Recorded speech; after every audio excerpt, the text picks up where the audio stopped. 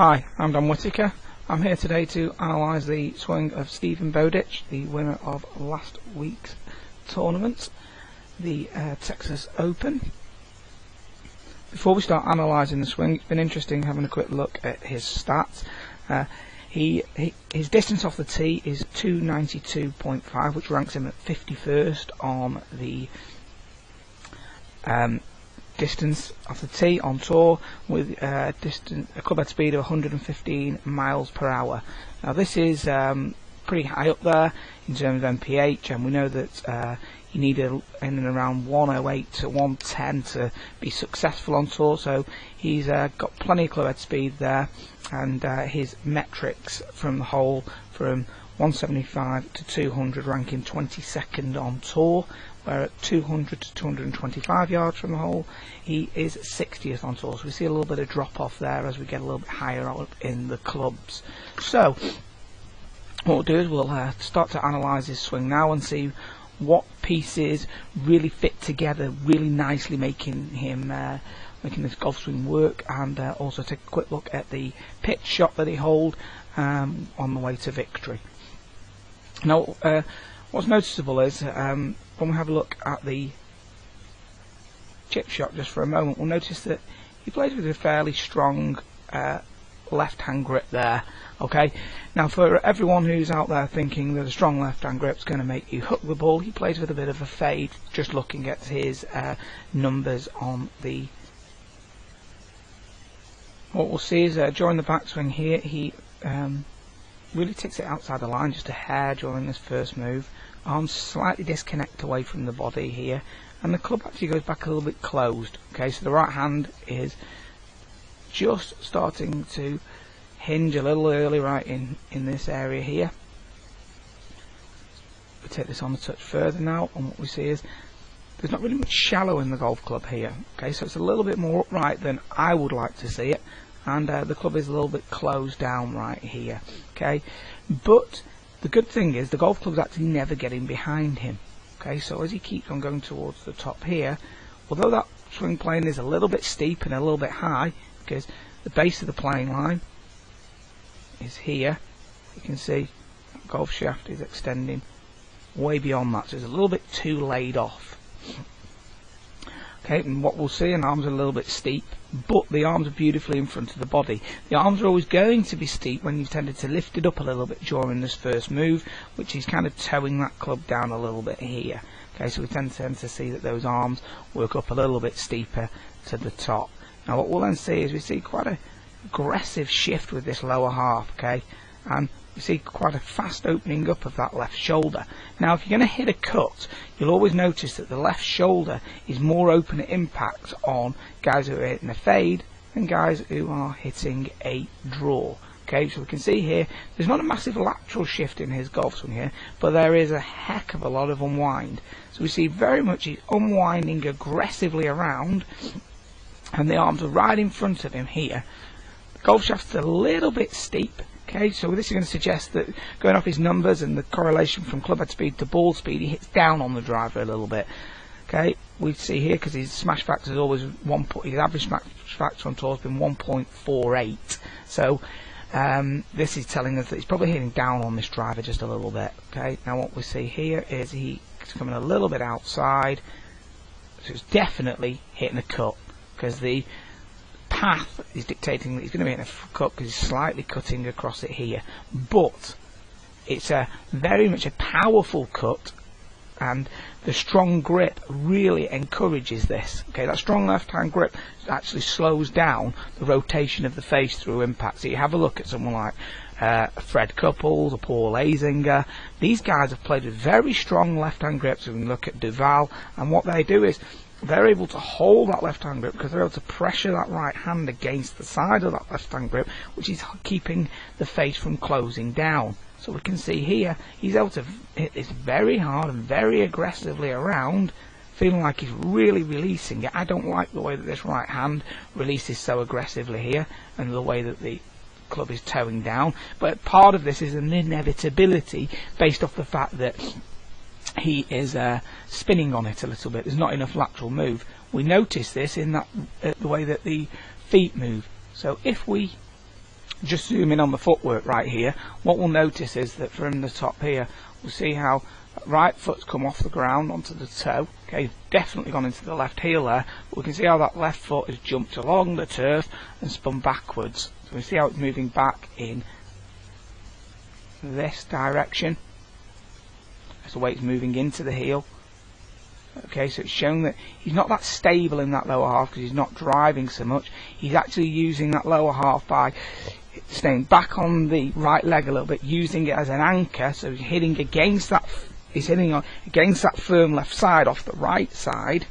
Okay, and kind of turning around it and using the arms as a bit of a slingshot through impact here a little bit. So we'll see how they kind of fire around here, but the strong left-hand grip is enabling him to monitor the club face, because the stronger your left-hand grip is, it will generally tend to allow you to monitor the loft on the club a little bit better.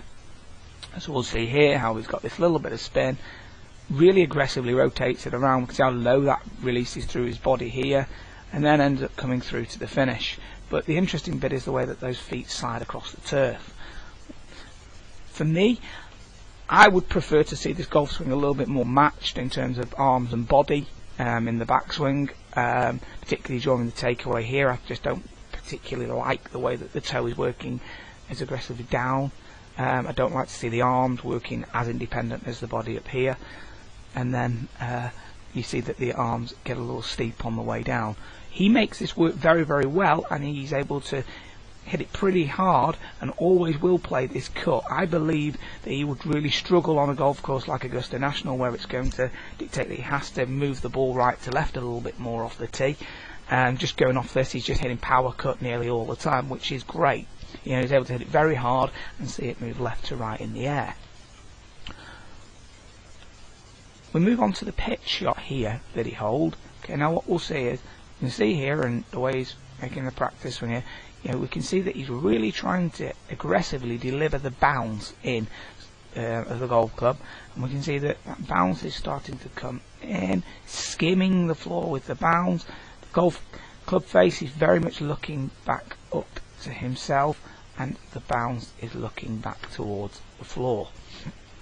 This is going to suggest that he's not going to play a digging action on this shot. It's going to be much more of a skimmed type action. Now, when we get this through in just a second here, you notice that left hand grip's quite strong, and even though he's using the bounce, he's clearly wanting to send this in relatively low because he's got a little bit of shaft lean here with the address, but we've got the club face quite wide open.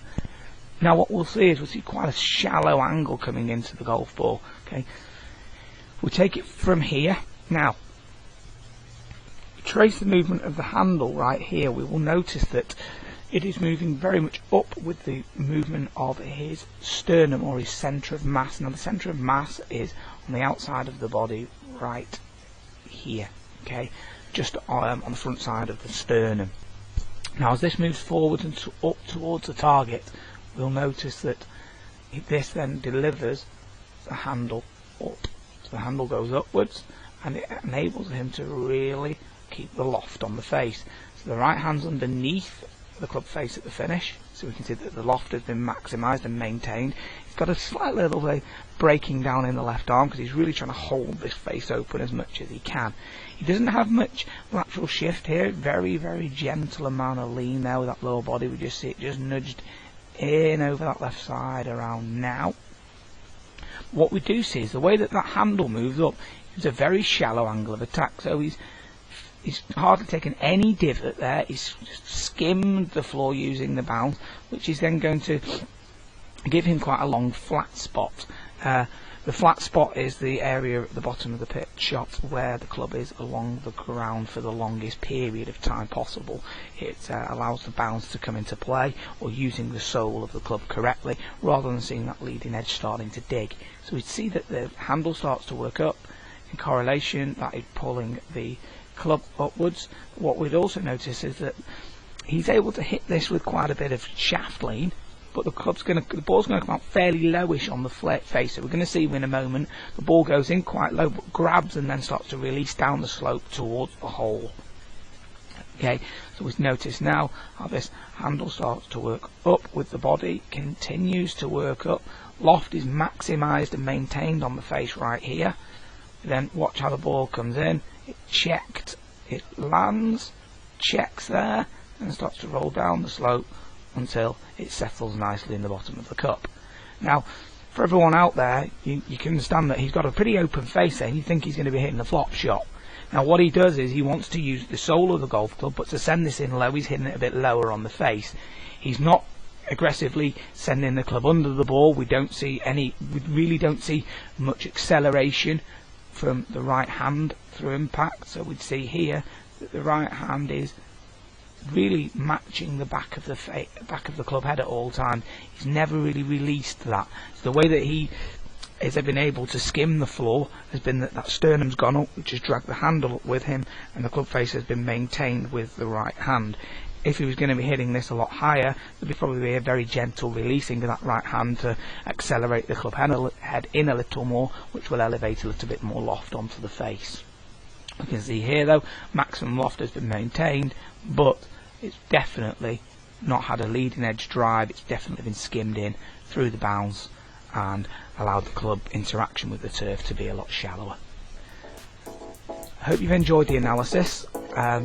Please visit my site www.danwhitakergolf.com or follow me on Twitter or on Facebook. Please watch out for next week's weekly winner and for the latest updates on my site through all of my blogs and the new PDF section. Thanks a lot for watching.